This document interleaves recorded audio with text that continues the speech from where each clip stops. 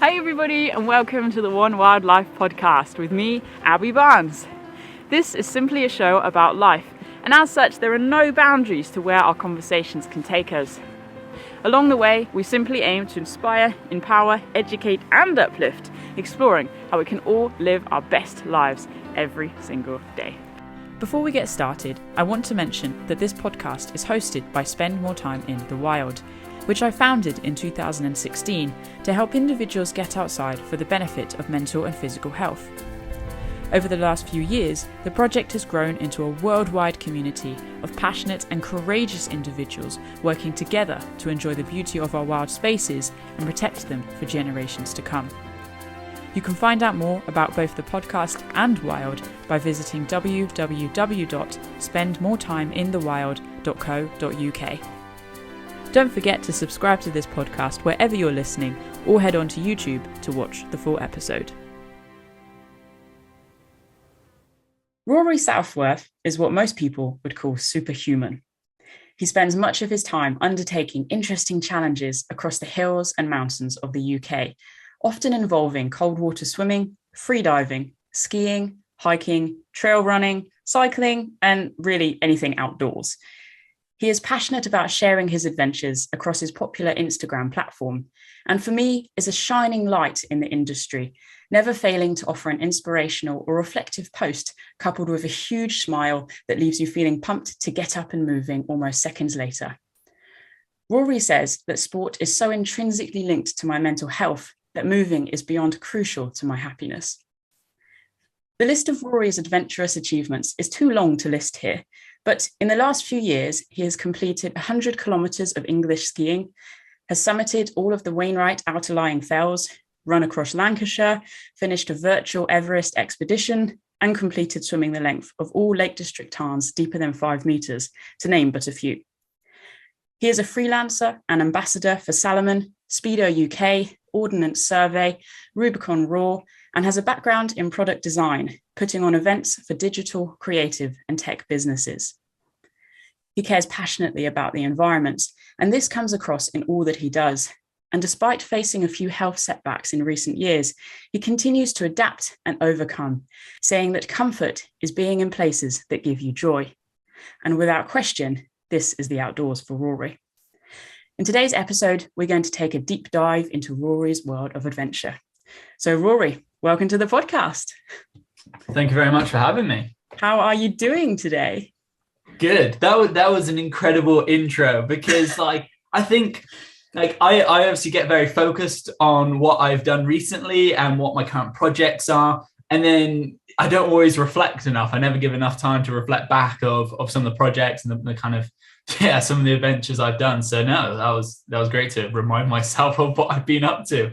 Well, it seems like you live a pretty fast-paced life from one thing to another thing. It's like every adventure probably rolls into another. So I guess, and the nature of what you do, they are quite fast-paced in the element of the adventure as well. So it's not just like, I'll sit on a hill and just take a breather and look over my life, I guess. Would you say that's quite an accurate?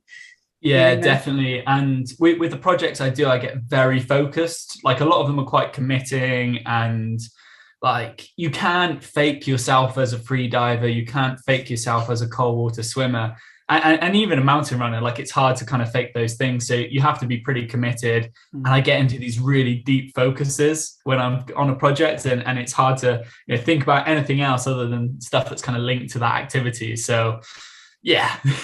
I'm so keen to sort of dig into all of this, especially sort of that mental resilience side of things, because as you say, a lot of what you do requires taking the steps. There's no shortcut or fast forward for the different sports that you sort of find yourself engaging in. But I'm curious just to sort of rewind for a moment and sort of dive into where this all started. So I believe you sort of lived in Bristol when you were younger and didn't head to the mountains until you hit university.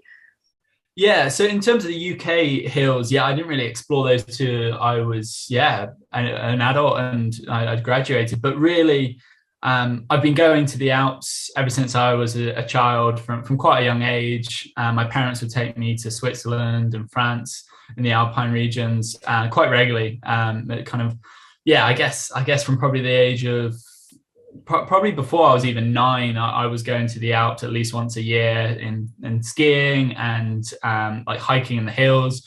And kind of during my sort of teenage years, I did a lot of mountain biking locally, and that was kind of my main passion when I was at home. And then I guess kind of exploring the trails, hiking with my parents, my family, like that kind of showed me what was out there. And I kind of always thought I'd kind of mountain bike more, but then I went to university, joined the climbing club because it just sounded kind of fun, the mountaineering club, and that kind of sent me on the path, I guess, now. And alongside that, or from probably 5, I was snorkeling cool. Until maybe 5, until sort of teenager, and then I started surfing on my family holiday. So, you know, my parents would take me away, and someone with my level of energy, like, it's probably hard to deal with. So you have to kind of put them in clubs. And because of that, I seem to have a lot of qualifications in sports, outdoor sports.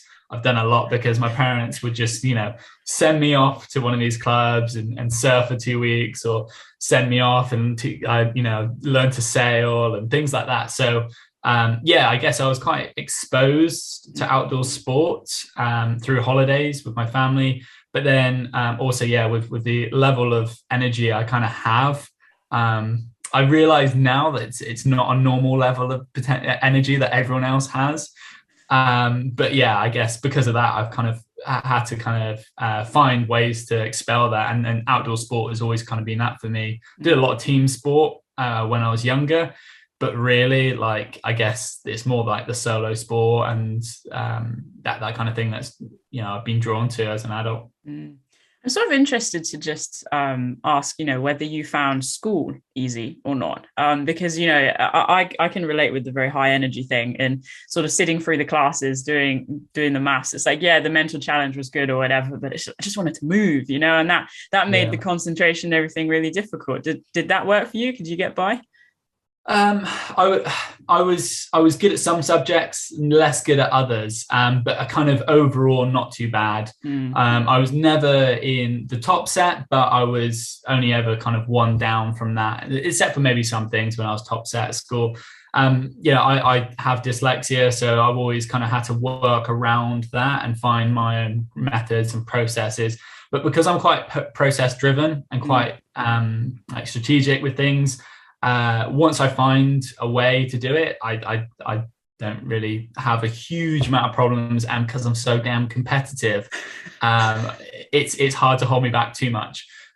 Throughout school, I'd say it was hard, no doubt. But when I went to university and I kind of could focus on one subject, and same with sixth form college, when I could focus on just 4 subjects, I found that so much easier. GCSE was hard, where there's like so many things going on. But I find when I get a focus, when I can kind of work out my process, I can then actually do pretty well. And at university, I've got a scholarship, and I did pretty well.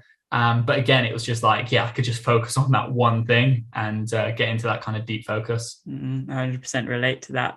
So talk us through that time then at university that you went to North. Where did you go, and what did that experience sort of do to you? Yeah, so I was based down in London at university, but we would go a couple of times a year up to like the Peak District to North Wales. And because I'd always gone out to the Alps with my family, and they were based in Bristol, we never really travelled around in the UK much. I'd never seen these places. So, and then even when I went with the university, the weather was always so damn terrible. I hardly saw what the potential was. But what I did see was these like awesome crags. You know, I was climbing. Up in some pretty lovely places in North Wales and places like Stanage and the Peaks. And it kind of opened up my eyes to what was kind of doable locally. And so when I graduated, kind of spent some time thinking, I kind of want to be near the hills. You know, I'd done a lot of climbing, but towards the end of my university, just with exams, just to kind of expel some of that stress, I started running, and I started watching the Salamon TV trail running series with like Kilian Jornet and so good. and Ricky Gates, and that got me so psyched. And I was like, I'm going to be an ultra runner. You know, that looks great. Not realizing how hard it is and how long of a process it takes to get near there, because I was not a runner. I was pretty fit because I was climbing a lot, and I'd come from a cycling background. never competitive, but regular cycling. So like I had a good level of cardio mixed in with some like good robustness or relatively good robustness from climbing. But like no real, background in running at all, other than, when I was playing cricket and rugby when I was younger. So yeah, that it kind of, university showed me lots of cool things. And at the end, I was like, I want to go up to somewhere where I can run in the hills. And I kind of had this vision of getting a job where after work, I'd be able to like have these like sunset mountain runs like you see in Salamon TV. And I guess with a bit of focus, I kind of made that happen. I got a job up in the north, up at Preston in Lancashire, and that's not near the Lake District enough that you can go up there every single day, but it's close enough that you can go up a couple of times a week. So, I used to go up a couple of times a week, especially on the weekends. And then I found out about this thing called the Wainwrights.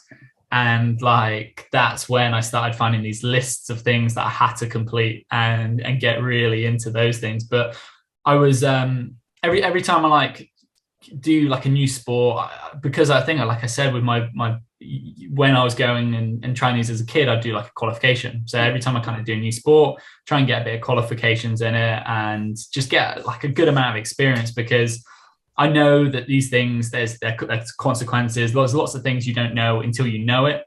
So I went on a course for winter walking up in the Lake District, and people just kept calling out these Wainwright Hills, these mountains up in the lakes that were on this list, Alfred Wainwright's sort of 7 books of the Lake District, these 214 peaks. And where I kind of went away from that being like, maybe this is something I could do. And at the time, I came up on a 10-month contract. So I was like, well, I'm only going to be here for 10 months. Why don't I try and do all the Wainwrights? Not knowing how long that thing would take, not knowing how much more skills I've required and planning and logistics.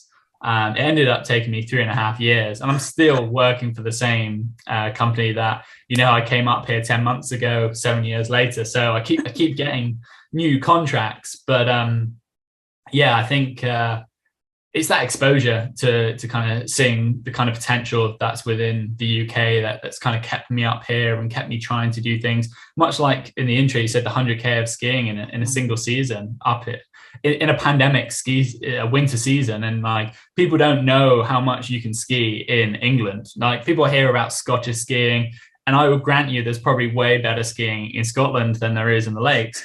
But if you have the determination and you fancy putting in the effort, then there's some pretty good skiing to be had in the Lake Districts. So yeah.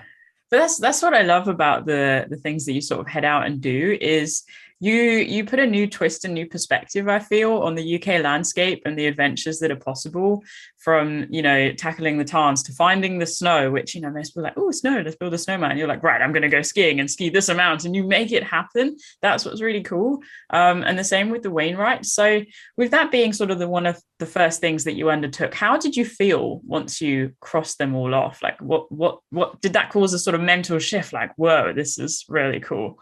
Well, I'd fallen out of love with them so many times. The reason it took me 3.5 years is because I kept taking 6-month breaks from them.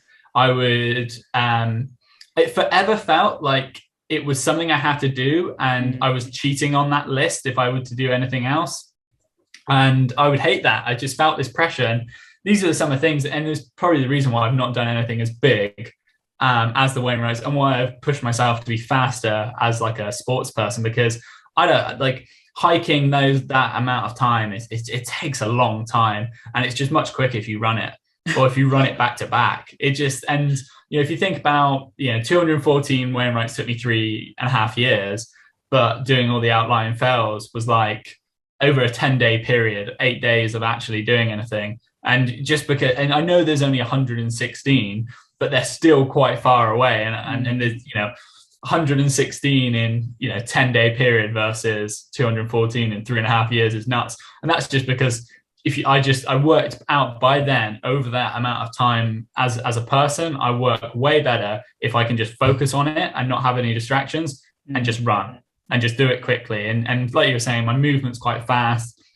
I like that. Even when I'm hiking or doing sort of longer distance stuff where I'm maybe not running the whole thing, I love that like efficient movement.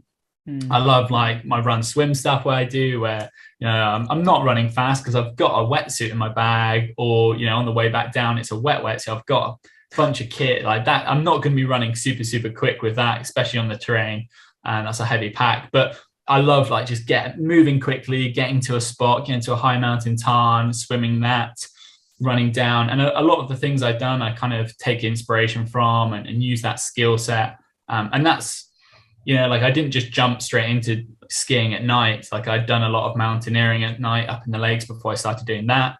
And then when I started swimming, I spent quite a bit of time with a local Lake District swim group. I do an apprenticeship in my mind of all this kind of sports I do. And they took me under their wing. They kind of got me to a good level of understanding the ethics of swimming in the lakes, but also, and also kind of like the knowledge to do that. Did a course on wild swimming too. And then that kind of led me down the road of the night swimming that I do in the high mountain tarns. And that's like a accumulation of like all the past projects, all of those kind of skill sets, those qualifications, you know, the advanced night nav, those sort of things, to be able to then go, cool, let's try and swim a load in the night. And, you know, swimming all the deep water tarns, or the 10 meter and deeper tarns. I did that list it's 70% of that at night. 70% of that alone as well. So there was a lot of that was just me swimming alone at night in these high mountain tarns in the winter season. So surrounded by snow, you probably ran through snow and ice to get to the tarn. The tarn's just covered in snowy surroundings, and it's, you know, it's going to be sub 5 degree temps. You're out there and you're probably 6 kilometers away from your car, so you got to be pretty committed, got to be pretty sure in yourself to kind of do those sort of swims. But that's the best focus. Like that is the best moment when you're kind of in those situations, and whatever stresses you've got, they go away, because you have to be so damn focused to do that. 100%. Yeah. Geez, you are opening the doors to all the questions here. My brain is like exploding. But let's just, again, pull it back a second. So you're reeling off like, oh yeah, through the snow, through the rain, you know, into the tarns, which no doubt are really cold, probably covered in snow and ice. Like, hold on a second. What made you start wild swimming? Where did that idea come from biking and running and skiing to then deciding to go in cold water for fun? Yeah, that's all my pal Alex Kashefi. So I pick up injuries like everyone does, and I picked up a foot injury, which is pretty common in runners. I know a bunch of other guys on like the Salamon team that have had this issue, ongoing, and I picked it up and I couldn't walk very far and I couldn't run. I was waiting to kind of have my waiting to go to the doctors to have the injections I needed and stuff, and I was staying at Alex's place, his old place down in Netherwasdown in the Lake District, so right on the edge of Wastwater, you know, the deepest lake in England and one of the most amazing spots. And I'd kind of come up there just to kind of just have some time away and kind of enjoy being in the lakes, even though I was kind of a bit of a limping mess. And he was like, why don't you just get into swimming? You know, he'd been into swim running for the previous couple of years, and I'd always kind of shaken that off and been like, nah, let's run together, but I'm not fussed for doing anything like that. And he pulled out this book of like these swim runs and was like telling me about these places with so much passion. I was like, oh, maybe I could do that. Maybe I could swim, because my foot hurts, I can't run, but maybe I could swim right now. So like 2 weeks later, I bought a cheap wetsuit off the internet and I was at his place and we were there swimming. And I lasted probably 10 minutes, but it was cold. This was still winter season swimming. And I didn't know how cold these things could be, because most of my swimming previously had been in like the Caribbean when I'd been out like sailing, or maybe like places like Lanzarote surfing. So I'd not really experienced how cold it could possibly be. And that was pretty shocking. So yeah, I came back and bumped into one of his friends who happened to be a very, very experienced wild swimmer. And then through her kind of met this kind of initial Lake District based group that I swam with, and they massively helped me kind of learn the basics. So it was all through being injured. And actually, that's why I keep coming back to swimming. It's so low impact on the body. And as I'm getting older, I'm not super old, but I'm realizing that like impact sports take their toll. And I've got permanent damage in my foot, in my hands from sports, and actually not feeling pain is quite nice. And cold water swimming is exactly that. You feel pain, but you don't feel your injuries. You just feel the all over terrible feeling of how cold and stingy that is. But that's subdued. You're selling it in that sentence right there. You just feel the overall pain. Yeah, it's you don't feel injured. And that's so nice, because like the rest of the time when you've got permanent damage, like you feel injured all the time, and it sucks. It really does. It's terrible. And I know there's far worse injuries to have, but like when you're in the water, you don't feel that. And that's why I free dive now as well. Again, another sport where I just don't feel injured. Like I can go through runs and not feel bad, but then I'll have a period of like a flare up and I can't run for a week or whatever.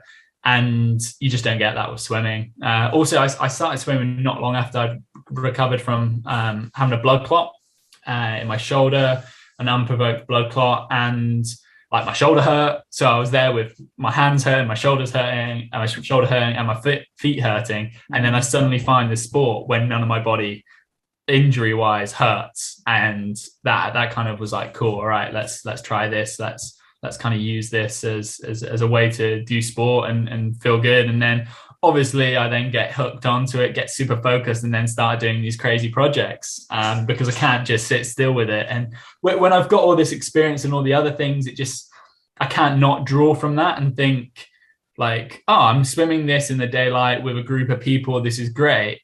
But what if I ran and did this in the winter, and I did this solo, and I did this at night, and I did this in more extreme temperatures? And yeah, just my brain kind of goes off onto one of those, like, how could we make this more of a focus, more extreme?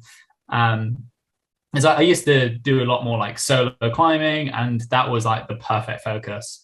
But the consequences are heavy. And if you're not regularly training, I just think I couldn't do it. Like, unless I felt peak, I couldn't do it. And I guess it's the same with swimming, but I feel like it's a lot more accessible to go cold water swimming than it is to go solo climbing in terms of training and being at that kind of level of performance. So, but for the mind, for that focus, like it's hard to get anywhere near that in a lot of things, to get to that level of like, I cannot think of anything else other than this exact moment because the consequences are heavy. Yeah. Well, this is exactly it. And this is why I was really keen to have a chat initially, was because of that laser focus that you have. And, you know, wild swimming is becoming, you know, increasingly popular, particularly here in the UK since, you know, we've had the pandemic hit. And you mentioned your blood clot, you mentioned your hand, you mentioned your foot. You know, I know what it's like dealing with pain. I have nerve damage in my back. So it's just pain 24/7, you know, and it drives you crazy. And this is exactly why I'm trying to find my courage to get into water, because, you know, I've heard about all of the benefits, and unfortunately I have a slight fear of water. So, you know, added challenge there, but we can work with it. But for somebody who, you know, is listening to this, or has read books, or seen, you know, a video on Instagram of somebody getting in a cold, dark lake, but says, oh, that looks fun because of the community element or the nature element or the health benefits, whatever their approach, talk us through perhaps a strategy that somebody could work with. Like, what was your strategy when it came to tackling this? You know, when it comes to kit, when it comes to breath work, when it comes to actually taking those steps to getting into the water, what is that like? I think you really need to find like a community of experienced swimmers that you can at least start your journey with, because it is a dangerous sport. Like and we don't have a huge amount of fatalities in the community of the more like of a higher level of swimmer, because there's like so many precautions taken. But it is like it's legit. Like, it's only your body that keeps you afloat unless you've got anything else. So you need to know what you're doing, and not just the safety side, because there's a lot of that, but also like the ethics. Like, you're going out into the nature and you are going into bodies of water where you could be transferring invasive species from one body to the next. You could be putting stuff in the water that isn't healthy. Like, a lot of the lakes, if not probably all the lakes, they have fish in, they have you know, native plants in them. So you got to be careful about what you're doing. And I think the ethics are really important with that. You can't just be going in and just not considering, that it is a natural environment.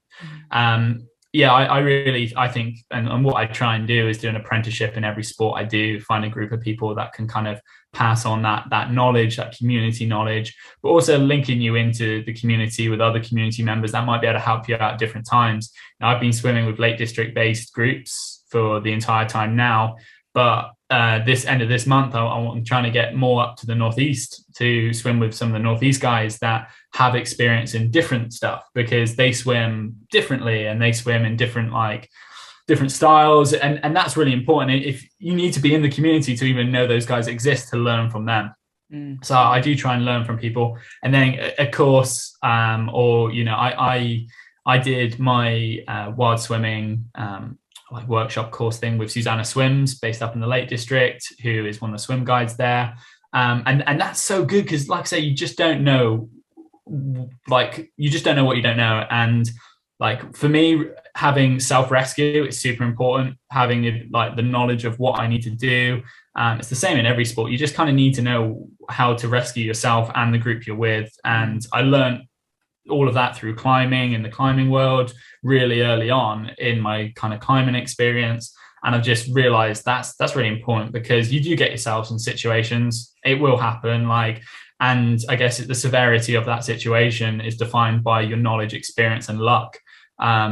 So you can at least kind of up your knowledge and experience, and then hope you don't have to rely on luck too much. So yeah, I 100% think it's worth doing a course. I always say do it, because having that knowledge of safety just means you're a more valued member in the group, but also you kind of know how to get out of those situations. Then there's the kit side, which people can advise on if you're in a group, in a community. And I do think these things are quite easy to find. There's loads of Facebook groups, there's loads of kind of people on Instagram that are in groups you can just DM. And the wild swimming community is so kind. I often bump into other groups and that aren't groups I swim with, and we'll chat and we'll have a great time, and it's lovely. And you just think, you could probably swim with any of these groups, because they're just all so nice. I think find yourself a group and a community to kind of enter in, do a course with an instructor, and I think that is the best place to start. I mean, going off and trying to do something like this by yourself is hard, because I've used a buddy a lot, and just like to check in on my body temperature, on their body temperature, and knowing that if you get into trouble out there, when you're out far away from the edge, they know they've got your back. I think that's pretty key to kind of have that. Yeah, no, that's really helpful advice, I think, for somebody. And I think, that's transferable into any sport that somebody might be interested in as well. I think there's really valuable advice there, whether, you want to do some navigation to back up sort of your hiking and stay safe. The safety element is very easy to overlook. And, it's quite easy, I think, to look at the UK and be like, it's a busy place, but as you say, it's not hard with a little bit of work to get somewhere that is quite remote, and you can be by yourself and you can have an epic adventure. But that safety element is really important, 100%. Yeah.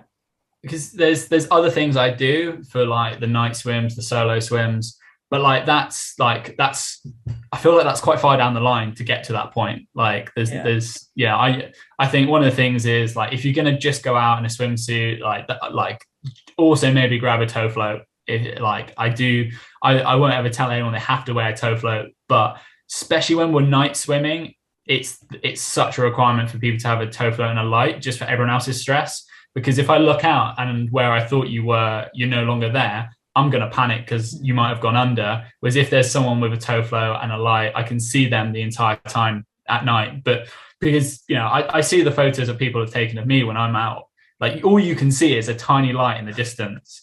And if I don't have a light on me, if I don't have that toe float that's kind of glowing, then you guys can't see me and you have no clue where I am. And often I'll give a very rough timing, because I could be out for 40 minutes, I could be out for an hour, or 45 to an hour, or whatever. And that's 15 minutes of, not knowing where I'm going to be. But it's hard for me to kind of work out at that temperature exactly what pace I want to do. And if I'm feeling good, I'm going to push for another 15. If I'm not, I'm going to come out early. But so, yeah, I think toe floats, 100%, and lights, if you're kind of getting in, even if you're kind of close to shore, the stress is so real when someone's not got a toe float and you can't spot them for the first few seconds when you're scanning. So yeah, just for your friends as well as your own safety, grab a tow float, especially when they're relatively inexpensive, you know. So you could craft one yourself if you really wanted to. Yeah, I mean, I've used just a dry bag, some cordette, and like a webbing belt before when I've forgotten my tow float. There you go. So, but yeah, so you know, if you're into your hiking, you've probably already got that. It doesn't work anywhere near as well as what I use. You know, my donut from swim school, my wild bag from swim school. Those things work really, really well. And when I'm out there and I feel pretty committed, I feel way better for having that. But at the bare minimum, just have something that kind of gives you some visibility to your friends and stuff. Yeah. Now, as somebody who's not yet, let's add yet, in the wild swimming scene as such, I've sort of picked up on this debate, kind of like in hiking, trail shoes or boots, wetsuit or skins. What's that about? And you predominantly swim in a wetsuit, right? Like, why is that? Yeah, so I do define as a wetsuit swimmer. I don't know. I think there's a purist kind of approach of just wearing skins, just wearing your swimsuit, which I can totally get on board with. And I do like it in the summer when it's nice and warm. You feel so free, and it's way less faff, it's way less thing. And these wetsuits are expensive. If you're going to get a good one, and like a good one makes a massive difference because a quality neoprene it makes so much difference. They're expensive, so it does kind of push that barrier of entry up. But I do think it's more of the, I don't know, not. It's this kind of that like that bravado, that kind of feeling of like, we're doing it the right way, and I love either way. A lot of the people I swim with swim skins. I'm probably like one of the few guys when I'm out with anyone that swims in a wetsuit. And when I first started in a wetsuit, and my group would encourage me to take it off and go back in skins at the end to kind of build up that tolerance. I like my wetsuit, not gonna lie. It's such a confidence piece for me. In my mind, it's like my suit of armor, which sounds more corny than I like, but I can't think of any way better to describe it. I had the same when I climbed a lot, and I had a pair of shoes that I know had climbed really hard routes, and I'd put those on when I wanted to climb confidently because I know I've climbed a hard route in that shoe, therefore I'm fine. I've swam in such cold temperatures for such long periods of time in my wetsuit that I know I can do anything in that wetsuit. If I get to a tarn and there's snow on top, or if I have to break the ice to get in it, I know I've already done that in my wetsuit because, and I've got through that. And so for me, I probably rely on my wetsuit mentally more than physically. There is a good physical amount, but these wetsuits are quite thin.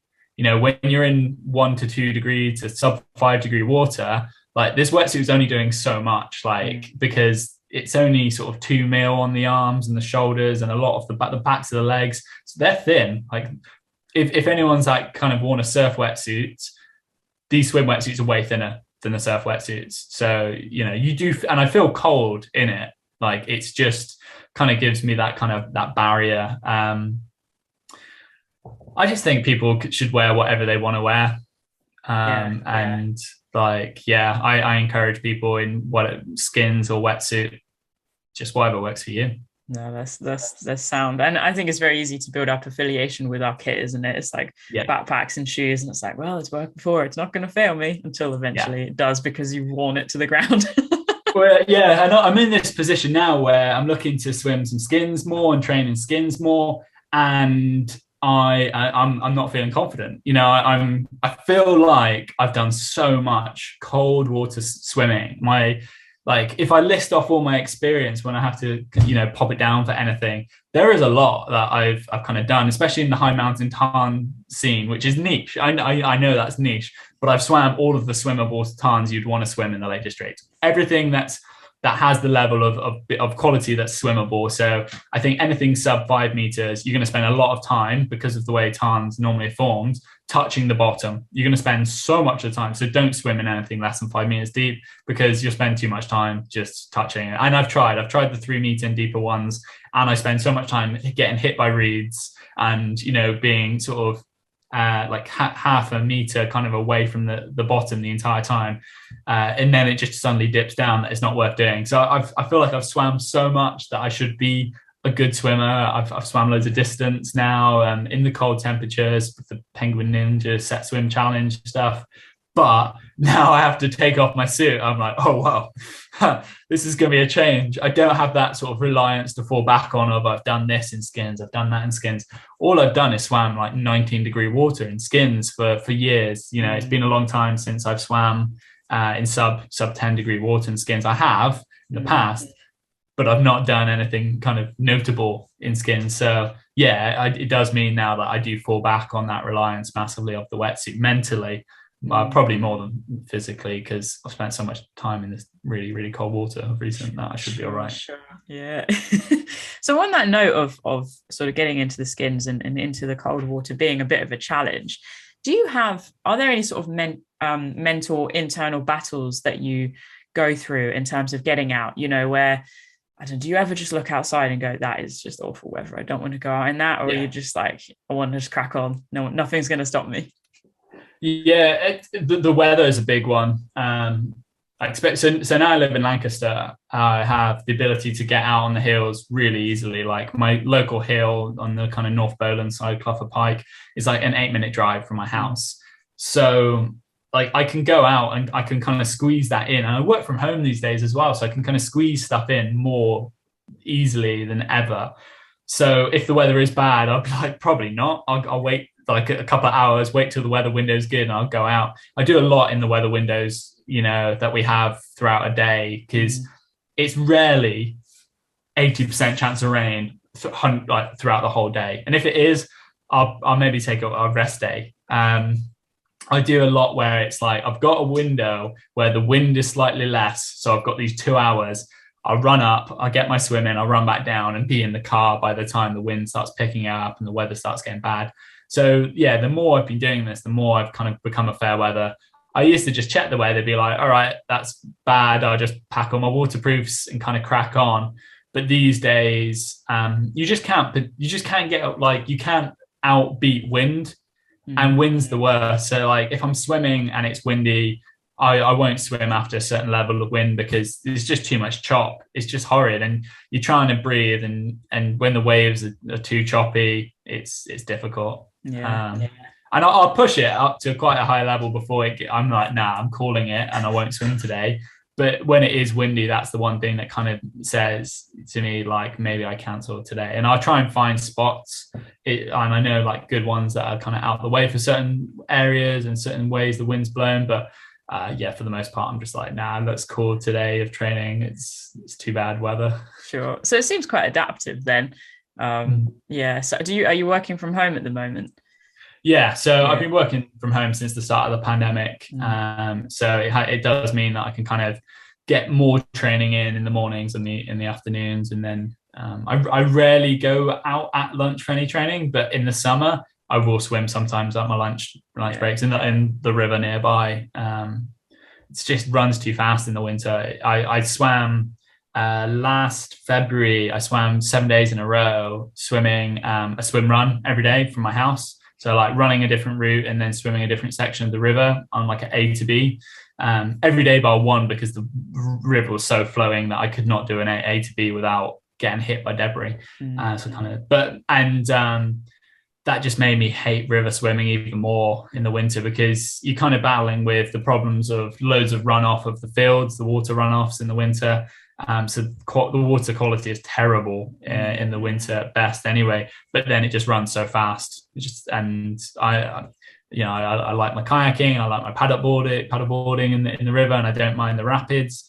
But when you're swimming, it feels dangerous quickly with those sort of like speeds that the river can go. Sure. It's interesting actually how, again, I guess that sort of speaks to your high energy, you know, where there's a gap, you try and make the most of it. And one thing I sort of picked up on through your Instagram account is when it snows, there's FOMO. That pressure really comes in. And I feel you with that big time. So how do you manage that? And do you ever not get, I hate this phrase, but I'm going to use it, that work-life balance right? Do you find it swings one way or another? Does work get in the way and then you find yourself mentally dip? Like, how does that play out with you? Work rarely gets in the way. I've kind of chosen a career and a direction that kind of allows more flexibility. And like you mentioned in the intro, like I work freelance, so I can, on top of my kind of 9 to 5, which is not 9 to 5, so that kind of helps. I can finish early, but sometimes I will work evenings, and when I am working those evenings, it means I can't go out. The good thing about snow FOMO is that it snows so rarely that like it's unlikely for me to be working on an evening when that happens. I can take a half day. I can take a day off with pretty short notice most of the time, depending on kind of the time. But normally, so I can take a day off and I can head up to the lakes and I can ski. And for me, I can be on snow within 2 hours normally from my house, and that includes just going from the room I'm in right now, grabbing my skis, to driving there, putting everything in my pack and hiking up to the snow line. I think it's normally within 2 hours, which is, I know that's still quite a long time. If my mates out in Chamonix will have far less time until they're on the snow. But in England, that's pretty nuts to be on like snow and then to be skinning up. And then it'll still take me a bit longer. It's probably more than 2 hours from here to be skiing down, but I'll be skinning up at least and going up the hill. So yeah, I guess I've kind of, I've sacrificed a number of things to kind of have that ability to drop everything. And my wife is hella acceptive of and very good with my lifestyle. But she knows I get really focused and I'm probably worse to be around if I don't just go. It's people can't ask me questions when it is ski season and when it's when it's possible to ski, because I'm forever just answering with the weather conditions and whether it's skiable. I think all my friends will back me up on this, but they'll be like, "Oh, what are you doing Tuesday?" And I'll come back with, "Well, if this wind direction stays, and the temperature warms up, and it might be skiable." And they're like, "No, we just asked you what you're doing." and it's always just whether it's skiable when it's the ski season. And I used to climb more, and I'd probably be the same for whether the turf was frozen. These days, it's just whether like I can skin and whether I can ski. But you have to be like pretty committed to just dropping anything. And I struggle to make too many plans in certain seasons because of that. And like I hate kind of too many heavy commitments. But because I do so much in the evenings, and because I'm so happy of doing it in the night, that opens up so much. If I was just a weekend kind of athlete, that really, really minimizes your amount of time on the snow. I think if I looked back at how much time I spent skiing on the weekend versus on the week, back on that 100K in a season project, which I feel like 100K doesn't sound like much, but in England, because the idea was to try and match a week of Chamonix skiing. So I asked my friends out in Chamonix from the Salamon team, like, how much do you reckon you could ski on average? And I took the average of 2 of my mates and I rounded it up, and it was 100K. So I reckon if I could do 100K, 1 week of skiing in Chamonix in the season during a pandemic, that would be nuts. I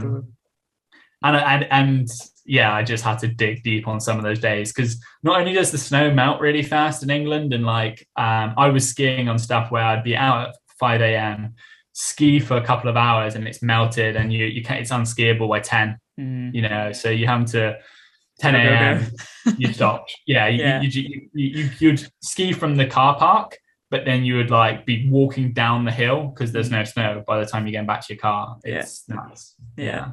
No, it all speaks to your insane dedication and your passion, and that's what comes across when you're sharing your adventures through your Instagram channel. And I can definitely say I relate with the whole not putting things in the diary or sort of that fear of commitment, because it's like, well, just in case, the drop of the hat thing is important when you need to utilize certain weather conditions outside. 100%. So what do you do if you're having a bad day? Because Yeah. come up, what's the mental process you go through with that? Yeah, I have to get out.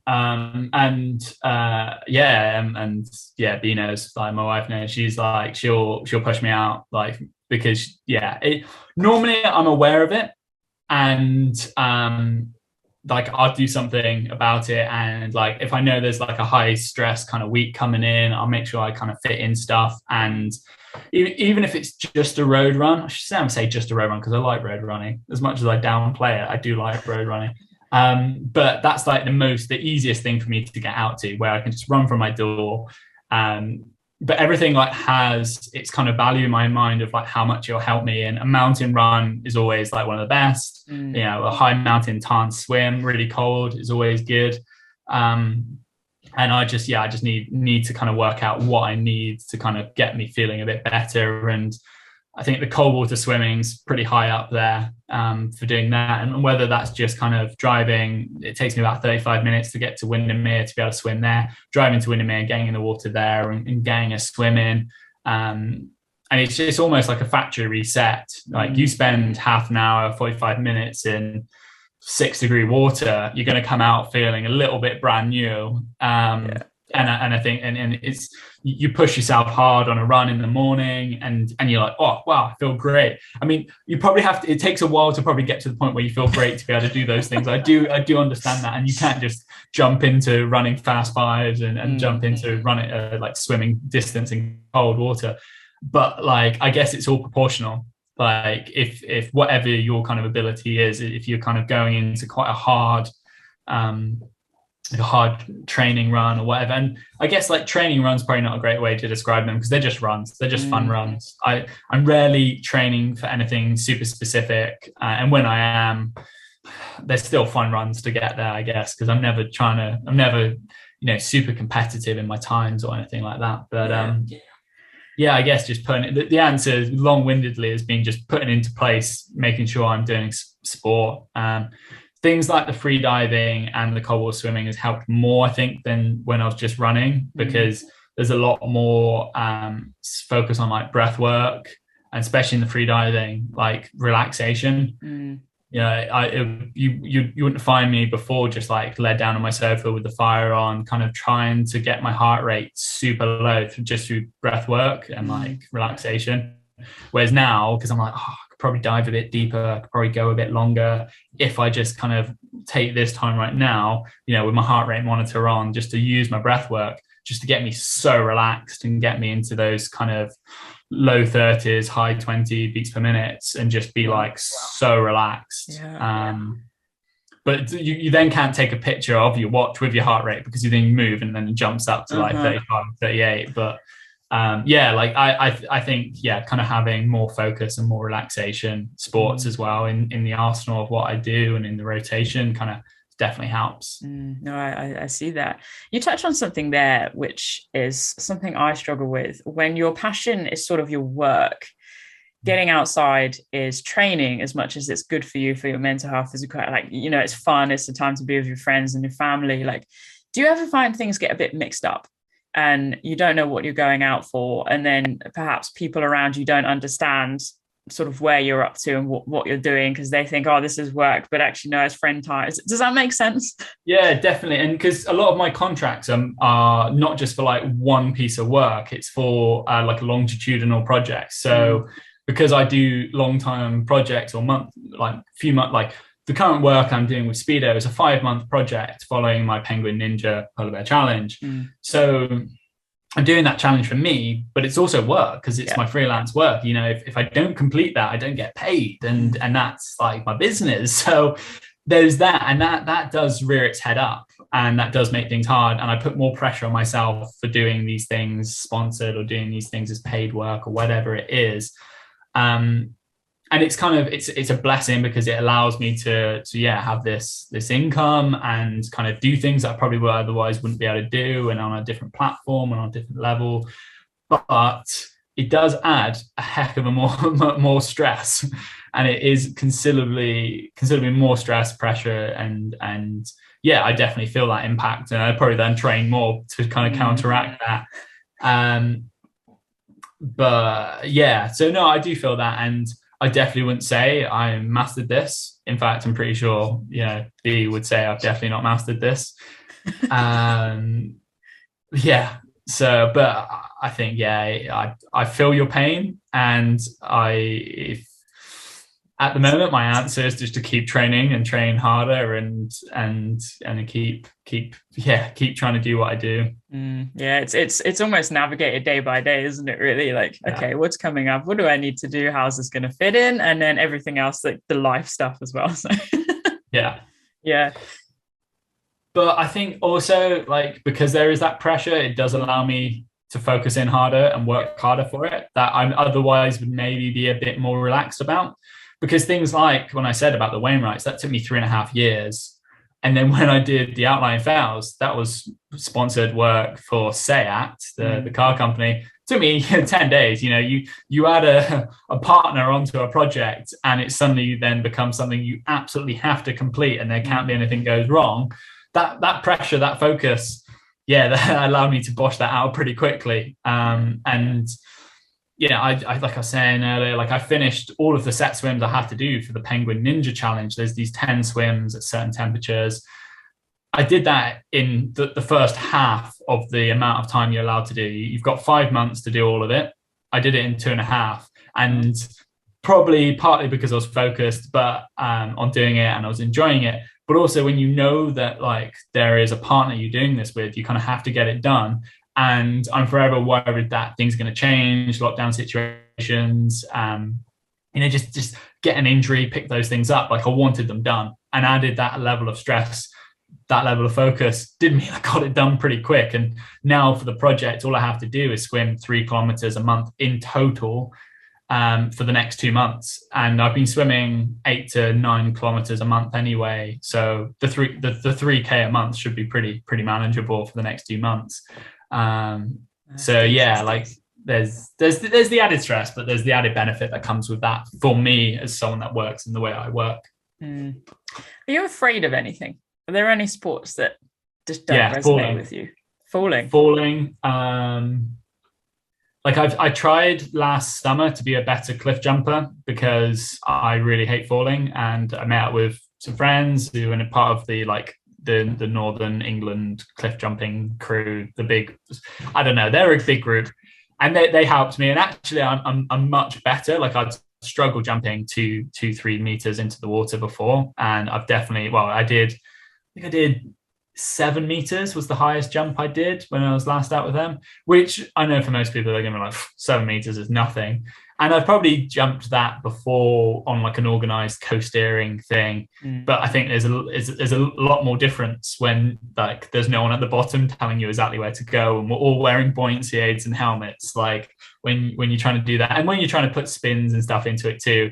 But like normally falling based sports, cliff jumping, that terrifies me. That and things that I've never desired to do, skydiving or bungee jumping. Okay. I don't like that fear, and that I've taken some fairly big falls climbing, and that's enough. That's enough. Enough to know it's not your favorite thing. Yeah. Fair point. I'm not worried about many other things. I would like to think in terms of things like I have no worries with the dark or water. I've got no fear of deep water. I know a lot of people don't like that. For me, I really like that because actually that's another thing. Foot entrapments in shallow water scare me. So getting connected on shallow water, just because you know that is not good. Like shallow water, I'm not a massive fan of. So that's why I like the deep water, and that's why I like the free diving, where you're going down and you're going really deep, because you know that you're not going to just suddenly touch something. Like in the shallow water, you're constantly touching the ground. I'd rather have nothing below me, because there's no sea monsters. As much as people might think that there's these big things that are going to try and eat you, I've spent enough time trying to look in the lakes for these fish. They all, as soon as they see me, they disappear, and it takes me ages to even find one. You can spend so much time, you won't see any kind of wildlife in the lakes. So do not get worried about getting eaten by fish, because it just won't happen. But in the shallows, there's smashed glass, there's lots of nasty things that I don't want to be touching. So And when I do litter picks when I'm diving, you realize just how much rubbish is in the shallows. It's normally kind of between sort of maybe like 1 meter and 4 meters. There's loads of stuff, and then past that point, you're kind of high. There's a lot less stuff. But in Milliground, like on Windermere, I've pulled out so much rubbish, so much trash that you just don't think would ever be in there. And that's why I like the deep water, because there's nothing there. There's nothing below you. Got it. Nothing to touch you. That's good to know. I'm not sure how I feel about the deep water, but now I think I have that information to arm myself and get myself in. Very valuable. Yeah, and I think like there's really nothing that will get you in the deep water, and we all can float on our backs, and if you've got a tow float, the deep water in my mind's the safest. Like whenever I swim out in the bigger lakes, I just swim out of the way of all the shallows, and then I start swimming. Because like some of the lakes, they get really shallow really quickly. I've swam Rydal a number of times, and every time I get surprised when it gets shallow, and it gets shallow enough that you can swim into things, and I don't like that. So yeah. Quite understandable. Deep water. All right, got it. You spoke there about some of the rubbish and things you've pulled out of Windermere, and you've got some good pictures again on your Instagram channel. You've got tires, you've got paddles, you've got sort of fishing stuff, flip-flops, that sort of thing. And I think that's a nice segue there for us to come on to the environmental aspect of sort of what you do. And I'm curious to know, I mean, one could infer that your interest in sort of environmental conservation and renewable energy and that sort of thing comes from the fact that you're just passionate about the outdoors. Would you say that's true, or is there something else in play there? Yeah, definitely. No, I just think like we see it a lot, if you're swimming in pollution and rubbish, like you can't hide from that. You see it with your eyes, and like your skin shouldn't sting when you're in water. Like that's not okay. That's not normal water, is it? So there's that. And then like being out on the hills, I've only ever done the Yorkshire Three Peaks once, but B and I did it because I don't like super busy places when I'm doing sport all the time. Like that's just a personal preference. I think it's like it's quite a lot. So we did it like after lunch and just did it in the afternoon, and we were picking up litter the entire way around that must have been dropped in that morning because it was like so fresh, and we picked up like just kilograms of litter on the Yorkshire Three Peaks. And then I'd like popped it up on my Instagram, and one of my friends had litter picked it literally the weekend before and did exactly what we did the weekend before. So all of that had been in a week, and I'm guessing that there's probably more people doing these things on the weekends. So that was probably most of that was from one weekend. And you just think this is kilograms of rubbish that I'm pulling off here, off the hill and off the three hills. But so I guess, you just see it with your own eyes, and, it's not good. So like I don't do as much as people like Angus from the Lake District diving group, where he's pulling out rubbish weekly, just because I don't dive that often. But if I'm out and I'm swimming, I see something, I shove it in my suit. So like that's another great thing about having a wetsuit is if I find a crisp packet as I'm swimming, I'll just dive down, grab it, and I'll put it up my sleeve of my suit. And then when I take off my suit, I realize just how much rubbish I picked up. It is a bit gross, but I wash my wetsuit every time, so we're okay. But you can pick lots of things and just shove it in the arms of your sleeves, and then that kind of just gets stuck there, and you can pull it out of the water. And then just make sure you've kind of got the ability to store that and take it home and bin it and recycle it when you get home. But I've pulled out so much rubbish. What's the weirdest thing that you found?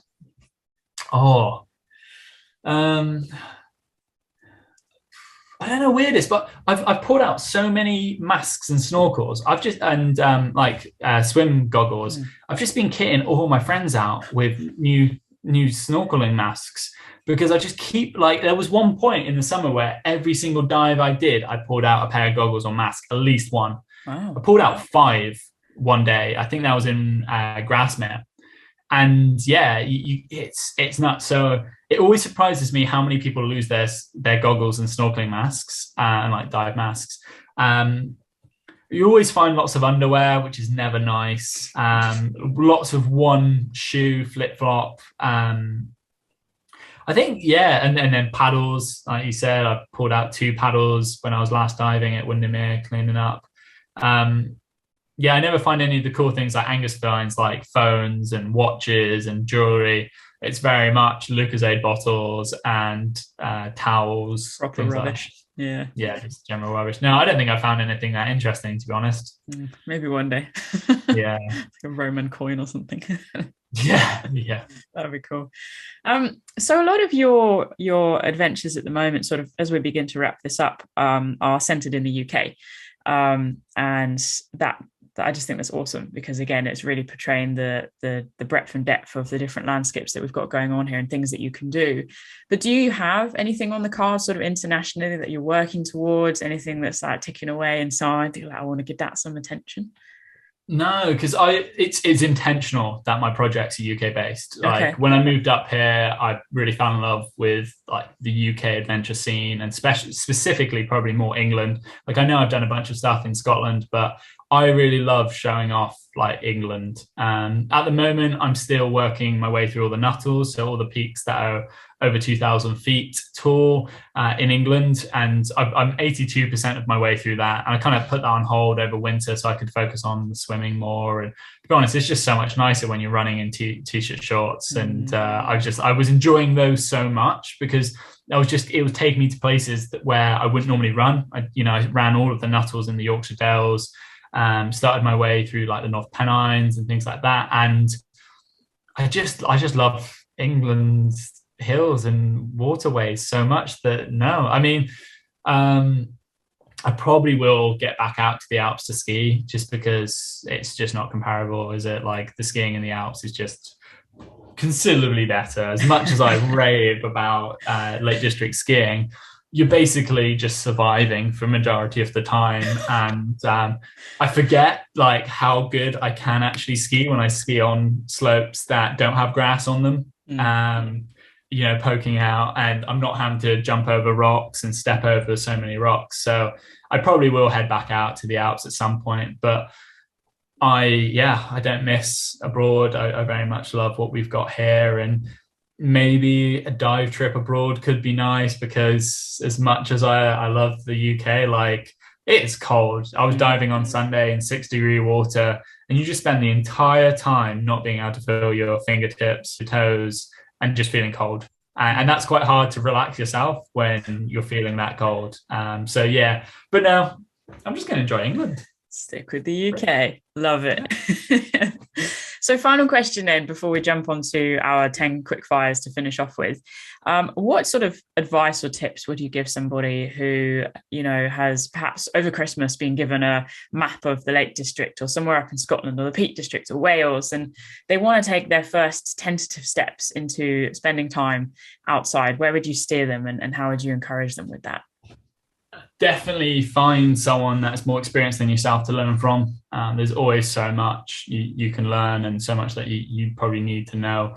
I think just arming yourself with like lots and lots of knowledge just pays off, because there's lots of decisions I make that I know other people are going to disagree with. I know people will be like, whoa, why are you wearing trainers rather than boots? And just that was probably the most simplest one. But many things that once you know lots of things, I feel like what you carry, how you approach it, the lines you take, the times you do it, the weathers you do it in, it all changes.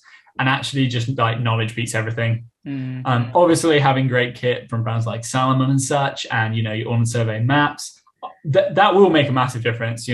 When I see people out and they are wearing really heavy kit, and I feel for them, because they probably would have a much better time if they weren't trying to lug their feet of 2-kilogram boots up, and their pack wasn't rubbing them, because they had a pack that fitted better, more anatomically to their body shape. And then, just things like warm layers. I don't get cold other than when I'm genuinely trying to get cold, kind of thing. It's the kit that I have these days is so light and so warm that as soon as I kind of put that on, I'm toasty. I'm fine. Like I'm okay. And yeah, having good kit does make a difference. So yeah, I think the biggest thing is that knowledge, gaining that knowledge from someone that knows what they're doing, whether that be courses. There's so many mountain leaders that we have in England. I feel like every month I seem to find out a friend is just qualified. So yeah, there's no excuse not to find yourself someone that is qualified and doing a course, or find a friend that will kind of get you up to a good level. And then, yeah, like have a little project, because having direction helps so much.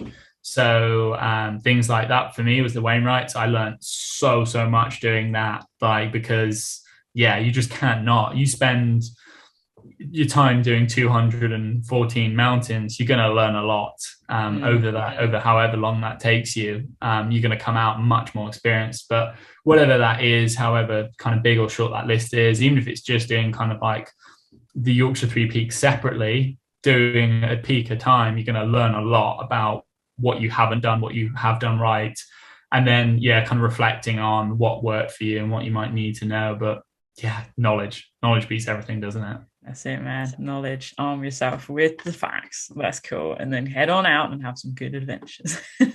Yeah. Love it. Cool. Are you set for our quick fire questions then?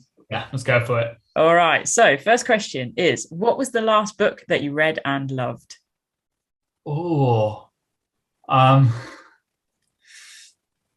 Scrambles in the Alps by Edward Whymper was the last book I read. Okay, cool. Have you done a few of those scrambles then? Well, no, because it's all things like the Matterhorn, and it's mostly around the Alpine peaks. But it's like over 100 years old, that book. Even my copy. It's just I love reading about like really old books about like what people were doing then. It often kind of gives me a little bit of inspiration. I mean, the Deep Waters Project, these aren't quick fire answers, but that was all from the Heaton Cooper book. That's a really old book about tarns, and that inspired me to do that project. So that's often where the sort of the stuff I read is really old books about the hills and stuff, really. Love it. All right, second question. Morning or an evening person? I'm better in the mornings, but most of my adventures in the evenings, and I'm tired by 10 p.m. Like athlete's bedtime is 10 p.m. If I'm in bed later than that, I'm tired. Unless I'm doing like an adventure, I'll manage to push through, but only with the help of a sugary based drink, Rubicon Raw. Love it. And I feel you with that 100%. All right, on the flavour of sugary things, if you were reincarnated as an ice cream flavour, can't get my words out. If you were reincarnated as an ice cream flavour, what flavour would you be? I'd like to think I'm mint chocolate chip, but I'm probably like vanilla honeycomb. Vanilla's a good flavour. Right, but like, I mean, there's bits of me that are somewhat interesting, but for the most part, it's nothing super crazy.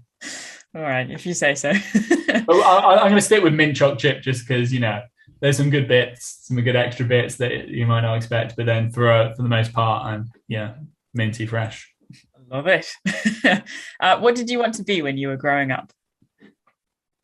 Well, for a good chunk of my education, a product designer, I thought I would be that. And you are? But these days I put on events for people like that. I think I thought I wanted to do it, but then in reality I realized that you spend so much time sat down that is not good for you. And the pandemic has not helped because putting on events, I was way more up and about when I moved roles a couple of years ago. But I'm now being sat down because putting on events is very much a sitting down role for everyone in the pandemic because we're waiting for things to go back to normal, and in that time I'm putting on online events. But I'm moving jobs soon, and I will not be sitting down as much. That's not good for me. Looking forward to that then, getting up and moving even more because you can do that still.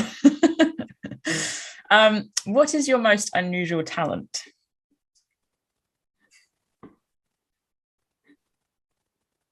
I mean, I can juggle. I don't think that comes up much in my outdoor skills and knowledge and stuff. But I guess it's one of the maybe slightly more unusual things is that I can juggle pretty well. Look at that. Raring to go. Getting a live demo here. This is good. Yeah. So yeah, no, I mean, I can't think of many other skills that are kind of unusual that people probably don't know I can do. So yeah, I can juggle. Juggling is a good skill to have, and a good unusual skill. Who has inspired you the most in your life?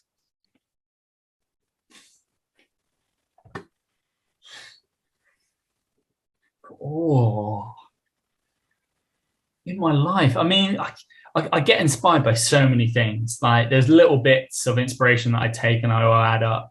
um I just like, I'm forever like pulling little things into my mind and thinking, oh, that's cool. Like when I said, the Salamon TV, the Kilian Jornet videos that made me think, oh, maybe I could run distance. And then I'll see a YouTube video with someone skiing at night and I'm like, oh yeah, like I climb at night, why would I not ski at night? And then you see someone else doing some swimming and you think, oh yeah, I could probably do that. And so picking one particular person is super hard to think. I mean, can I not just say YouTube? You can say YouTube. Yeah, like I feel like and Instagram, just like, yeah, I digest so much content. And just do get inspired by loads of things. And I spent a lot of time, and I still do probably spend a lot of time like watching things like skateboard videos, even though I don't skateboard, BMX, even though I don't BMX. But there's certain styles and there's certain things that people would do that I'm like, but then that could feed into this.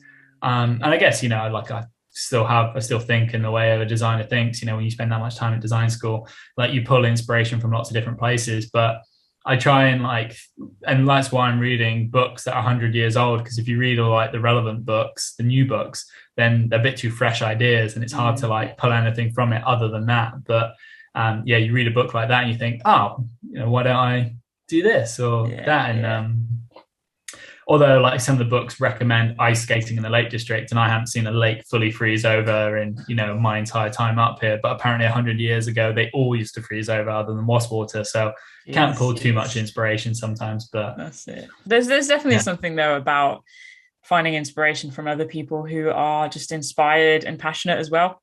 So I feel you with that, with like, even if it's a completely different sport, people just loving what they're doing and you just pick up on that energy and that vibe and then just carry it forward. So yeah. The adventurer that I'm like most like, oh my God, love what she's doing, Jenny Tuff. Like I feel like Jenny Tuff is always doing so many cool things, so like respectful, and so like, but like I've only found out about Jenny Tuff probably like 4 years ago, so I can't say she's been the inspiration of my life. And I don't do any projects like she does, I don't do any adventures like she does, but every time like I see what she's up to, I'm thinking like, wow. Like she does it differently, and I love that. Like her sport, her projects aren't anything like you'd see any of the Salamon team do, or they're different, and I respect that a lot. I like Jenny. Nice. All right, next question. What are we on? Question 7. When you are 80 years old, what will matter to you the most?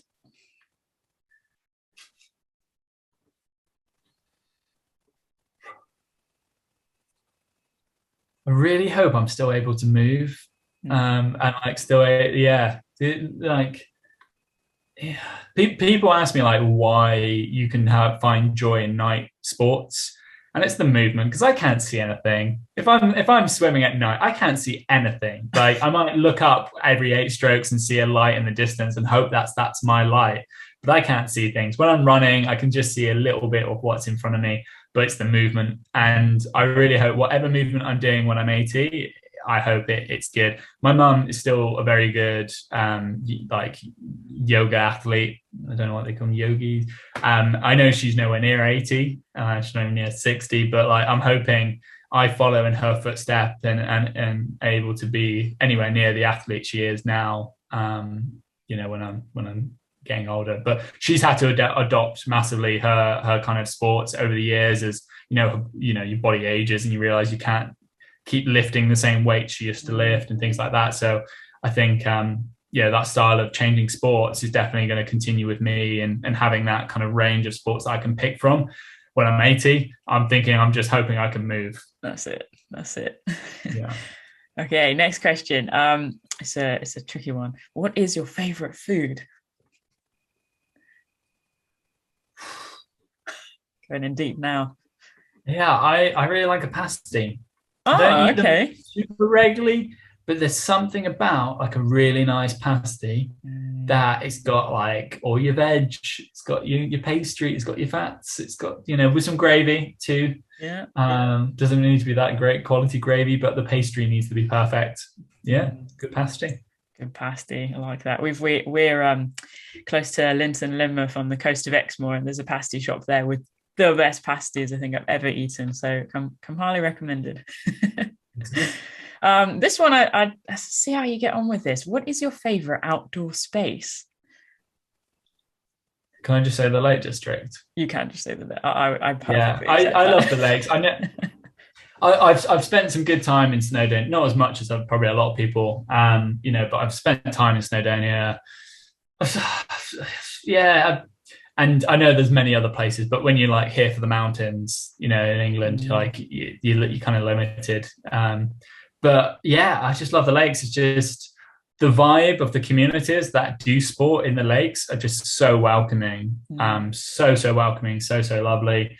Then the amount of sport you can do there is so good, and then it also is so close. I can see the lakes from like outside my house, so like across the bay. So like it's always there. Like if I'm out on a run, even if it's a road run, at some point I'll probably be able to look over and see the hills when there's nothing blocking my view. So yeah, the lakes is always there. It's always on my mind, and it's so close and so perfect. So yeah, You're making me itching to get back now. It's got to happen.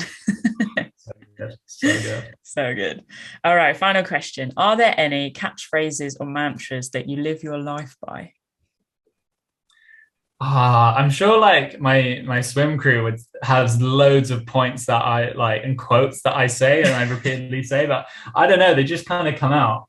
I mean, there's the sense ride day, which is like a thing I always like say what type of day it is in terms of shoes, because in my mind it makes so much sense. Like if it's like a really dry day with great like terrain in terms of speed, then I'm like, it's a sense ride day. And everyone takes the nick out of me. But like if it's like a really wet day, it's like it's a wild cross day. So whatever Salamon shoe like is the most effective shoe for me on that day is a phrase that I think everyone probably knows I say. But I think like it kind of comes back to that like matching the right equipment for the right thing, and like knowing, like I said about the wetsuit, knowing like that piece of kit is going to perform how I need it to perform. Like there's no point like ridge running at speed if you can't trust your kit and you can't be confident in your kit, because you need every single foot placement on those sort of things. Like proper knife edge ridge running, like you need your kit to respond how you're going to expect.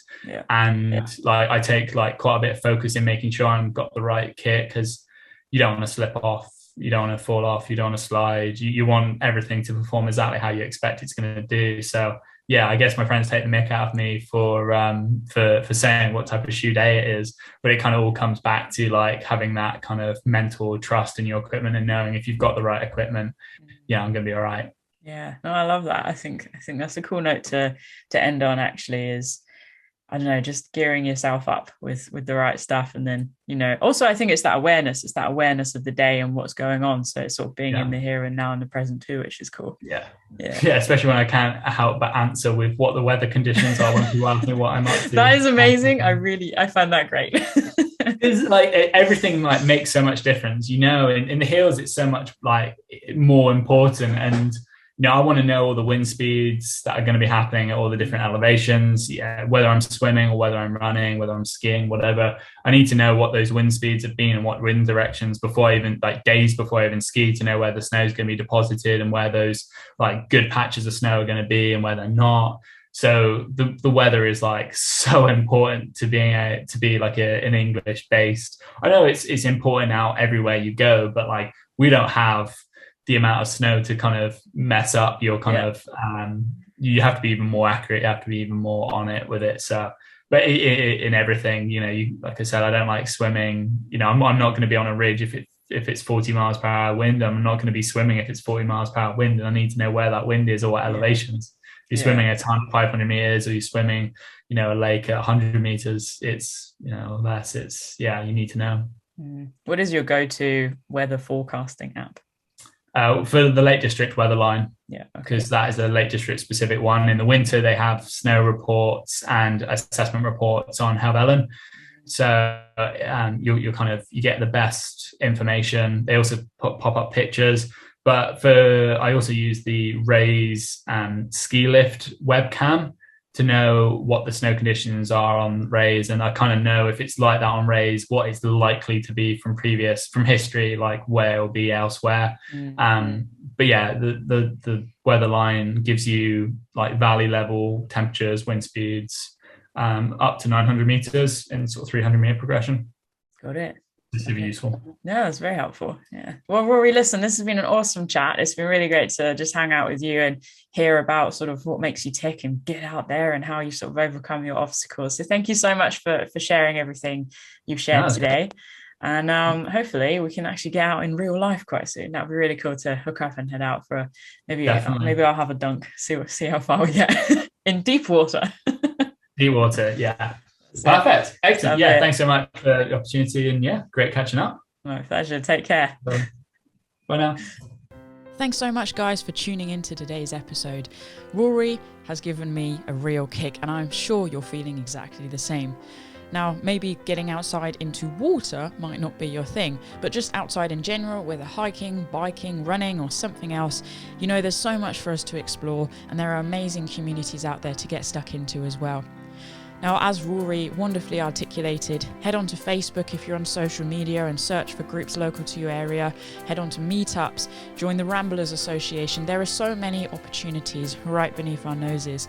And yes, this is just the UK, but if you're overseas, again, pop something in Google and you're bound to find like-minded people. Now, speaking of like-minded people, if you're unsure of where to find a community, but you know that wild is your thing, then why not consider joining our Patreon community?